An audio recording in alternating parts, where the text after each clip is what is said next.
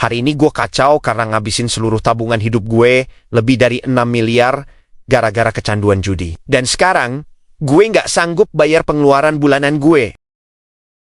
Ini mungkin bakal jadi cerita panjang, karena gue mau jelasin gimana semua ini bisa terjadi. Dari hidup gue yang awalnya enak banget, terus pelan-pelan turun ke kekacauan total, sampai kondisi gue sekarang. Gue laki-laki 38 tahun, sebelumnya sempat ngumpulin lebih dari 5 miliar di rekening pensiun. Plus lebih dari 1 miliar uang tunai di rekening utama gue. Gue tahu banyak dari kalian langsung mikir, kok bisa sih punya tabungan sebanyak itu? Jadi, gue kasih sedikit cerita latar belakang dulu. Gue kerja di bidang teknologi informasi, latar belakang gue teknik perangkat lunak. Walaupun sekarang posisi gue di manajemen, penghasilan gue udah puluhan juta sejak akhir usia 20-an. Gue orangnya irit.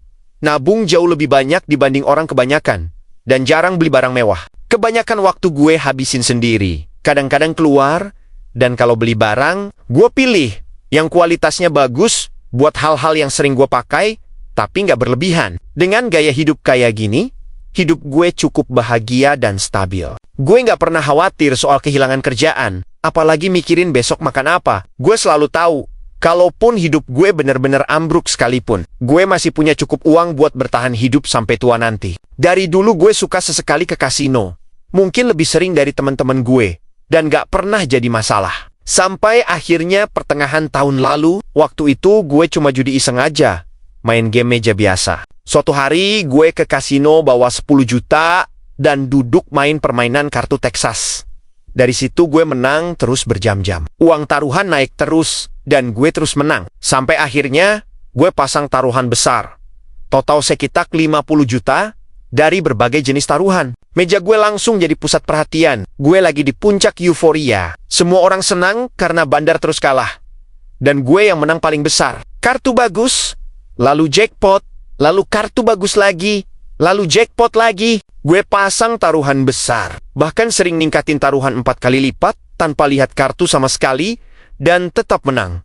Bahkan gue tetap menang dari kartu yang biasa aja. Gue ngerasa nggak terkalahkan. Pokoknya, satu meja nyorakin gue. Setiap gue menang sekitar 30 juta, gue bagi-bagi koin senilai 100 ribu ke orang-orang di meja sebagai tanda baik hati. Koin di meja itu totalnya ada 5 juta. Koin di meja sampai habis karena gue menang terus dan mereka harus stok koin lagi. Ini kejadian keulang 6 kali. 6 kali mereka kehabisan koin buat pemain lain di meja gue. Dan harus bawa koin lagi. Biar nggak terlalu menarik perhatian, setiap menang 5 juta. Gue masukin koinnya ke kantong celana gue. Dan gue cuma mau main, cuma pakai koin yang ada di meja. Setiap kali menang koin baru, langsung gue masukin ke kantong jadi nggak numpuk di meja. Di satu titik mereka lagi kocok kartu, prosesnya sekitar 20 menit. Jadi gue berdiri buat ke toilet. Celana gue rasanya mau melorot karena saking beratnya koin di kantong celana gue. Rasanya penuh banget sampai gue takut koinnya luber dari kantong. Belakangan gue baru tahu kalau pengawas meja dapat telepon dari keamanan buat ngawasin gue. Karena mereka curiga gue curang. Katanya rekaman malam itu dicek berhari-hari buat nyari tahu apa yang sebenarnya terjadi. Pas akhirnya gue berdiri dan ninggalin meja, gue udah menang lebih dari 500 juta dari modal awal 10 juta. Itu sensasi yang bahkan gue nggak tahu bisa dirasain seorang manusia. Dengan uang segitu gue bisa beli mobil atau apapun yang gue mau. Tapi masalahnya, gue sebenarnya udah bisa beli apapun sebelum itu dari pekerjaan gue. Jadi 500 juta itu sebenarnya nggak ada artinya buat hidup gue. Belakangan gue tahu, karena gue sering taruhan gede, dan mainnya lama. Status keanggotaan gue langsung naik ke level tertinggi. Gue dapat segudang fasilitas, mulai dari jalan-jalan gratis, main golf gratis di klub pribadi, dan voucher senilai lebih dari 50 juta buat makan gratis. Termasuk di restoran mahal di dalam kasino, kayak restoran steak. Nantinya, gue bahkan traktir teman-teman gue makan mewah berkali-kali pakai voucher ini. Karena nggak ada apapun yang pengen gue beli, gue mutusin buat balik lagi ke kasino minggu depannya. Kali ini, gue main mesin dan game meja, macem-macem. Dan gue menang lagi. Apapun game yang gue mainin, rasanya bakal selalu menang. Mesin-mesin ngasih hadiah besar terus. Orang-orang ngenalin gue dari hari-hari sebelumnya, dan berhenti cuma buat ngeliat permainan gue secara langsung. Dalam sebulan, gue menang sekitar 300 juta lagi. Kebanyakan dari mesin, dengan taruhan perputaran antara 100.000 sampai 700.000. Semuanya dikasihin dalam bentuk uang tunai. Uang kertas beneran. Gue simpen di brankas gue.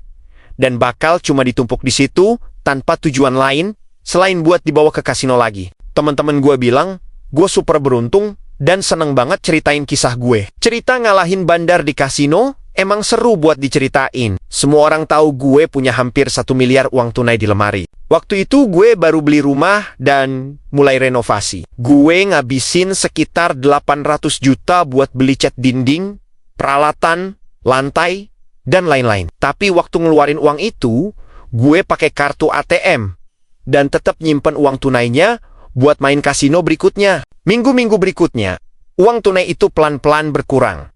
Dari 1 miliar jadi 800 juta, lalu 700 juta. Di kepala gue mulai muncul pikiran. Kalau ada teman-teman gue yang minta lihat uang di brankas, kayak yang gue sering pamerin sebelumnya, gue harus kasih alasan apa-apa. Mendingan gue pakai judi lagi aja. Yang sekarang jelas gue tahu, itu pikiran super bodoh. Akhirnya nyokap gue terbang buat nengokin gue. Dia tinggal di kota tanpa kasino, dan dia juga suka keluar kota buat ke kasino. Berkali-kali dia bilang, gak sabar pengen lihat seberapa hoki gue. Gue harus bikin alasan kenapa uang yang sering gue ceritain itu nggak ada lagi. Gue ngerasa bersalah. Bahkan sampai berani bohong soal hal receh kayak kerampokan 300 juta. Gue nggak mau ada yang tahu gue kalah karena dipakai judi lagi. Rasa malu ini dan keputusan gue buat nutupin semuanya. Jadi, awal kehancuran gue.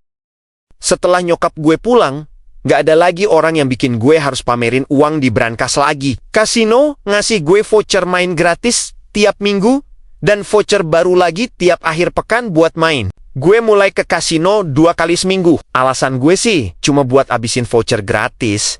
Tapi dengan kebiasaan judi gue yang kadang 200.000 sampai 1 juta sekali main. Voucher gratis, segitu cuma bertahan beberapa menit, bahkan kadang cuma hitungan detik. Begitu habis, gue langsung ke kasir buat narik 50 juta. Jumlah yang bahkan nggak bisa diambil lewat mesin otomatis. Gue kalah lagi dan lagi. Minggu demi minggu kehilangan 50 juta, kadang 100 juta. Suatu hari gue buka aplikasi bank dan lihat notifikasi. Pengeluaran kamu bulan ini 600 juta lebih sedikit dibanding bulan lalu. Jantung gue langsung amblas. Gue tahu gue harus berhenti dan gue mau aja berhenti. Asal gue pasang judi yang lebih gede dan dapat 1 hari hoki buat nutup uang gue yang udah hilang. Abis itu, gue bakal berhenti selamanya. Logika ini gue pakai berbulan-bulan, sampai hidup gue makin hancur. Gue berhenti ke kasino beneran. Dan lama-lama, godaannya memudar. Beberapa bulan kemudian, gue nemu judi online. Gue lihat semuanya ilegal, atau nggak nerima pembayaran pakai bank yang gue pakai. Sampai gue nemu satu yang bisa gue setor beberapa juta, dan bisa main game sambil rebahan di tempat tidur. Cara ngisi saldo dari rekening bank ke website judi itu terlalu gampang. Akhirnya semua tabungan gue habis. Gue ngerasa kosong, ngerasa nggak ada apa-apa. Pikiran aneh mulai muncul.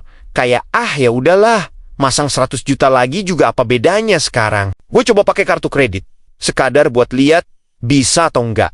Sayangnya bisa. Gue habisin limit kartu kredit gue dengan harapan bisa menang buat nutupin kerugian gue sebelumnya. Waktu limit kartu kredit gue habis, gue minta dinaikin, disetujui, lalu gue habisin lagi. Karena kehabisan sumber uang, gue mutusin buat narik uang dari rekening pensiun gue ke rekening pribadi. Transfer pertama cuma butuh kurang dari 20 menit. Gue ngerasa bersalah, cemas, tapi juga deg-degan. Uang itu langsung gue setor ke website judi online. Saldo ratusan juta langsung habis dalam hitungan jam. Gue mulai setor 20 juta dengan alasan cuma main iseng, tapi kalah. Setor lagi beberapa menit kemudian, lagi-lagi dengan alasan yang sama. Pas tagihan kartu kredit jatuh tempo, dan gue nggak punya uang. Gue ngeyakinin diri gue sendiri buat narik lagi dari rekening pensiun. Kali ini alasannya buat bayar tagihan kartu kredit. Tapi gue selalu narik lebih dari yang dibutuhin. Dan sisanya, gue habisin buat judi online. Di tengah semua ini, kadang gue juga menang besar. Kayak 1 juta jadi puluhan juta, atau 10 juta jadi 100 juta dalam hitungan menit. Nggak semuanya kalah.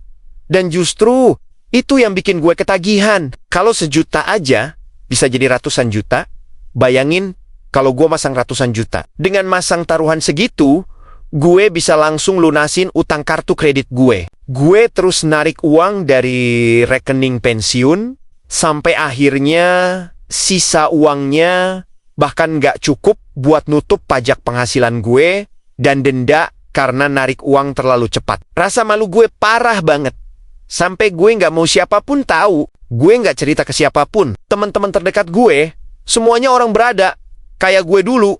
Tapi tanpa utang gede di rekening mereka, makin lama makin susah buat ikut makan di luar, main golf, dan lain-lain. Rumah baru gue bahkan nggak punya perabot penting buat nerima tamu. Nggak ada sofa gede, nggak ada meja makan yang layak, makin susah jelasin ke teman-teman. Kenapa gue nggak pernah ngajak mereka ke rumah baru gue, dan kenapa gue bahkan belum beli sofa. Rasa bersalah dan cemas karena kewajiban pajak yang nunggu di depan mata, akhirnya bikin gue jujur ke sahabat gue. Gue nyesel banget nggak cerita dari awal. Mungkin itu bisa nyelamatin masa depan gue. Sampai sekarang gue masih shock sama apa yang gue lakuin. Semua ini kejadian cuma dalam 1 tahun.